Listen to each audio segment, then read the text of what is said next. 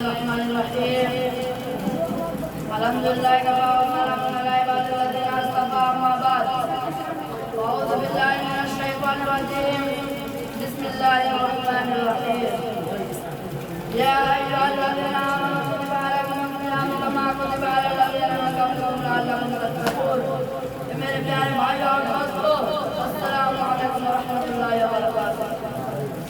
میں نے ابھی آپ کے سامنے قرآن مجید کی تلاوت کا سبق حاصل کیا ہے جو قرآن اس کا مطلب یہ ہے اے ایمان والو تم پر روزہ فرض کیا گیا جیسے کہ تم سے پہلے امتوں پر فرض کیا گیا تاکہ تم متقی بن جاؤ۔ ہر ایمان والوں پر جس طرح نماز زکوٰۃ اور حج فرض ہے اسی طرح اللہ تبارک و تعالیٰ نے روزہ بھی فرض کیا ہے۔ یہ روزہ رمضان ہر سال رکھے جاتے ہیں، یہ روزہ ہر سال رکھے جاتے ہیں۔ روزہ بہت ہی اہم عبادت ہے، اس عبادت میں بڑایا برکت اور بڑایا تفصیل ہے۔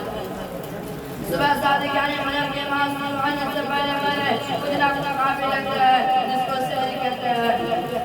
فجر کی نماز شروع ہونے سے پہلے کھانا پینا سب بند کر دیا جاتا ہے اور پورا دن گزرنے کے بعد مغرب کے اذان کے وقت دوبارہ پڑھتے ہیں جس کو افطار کہتے ہیں۔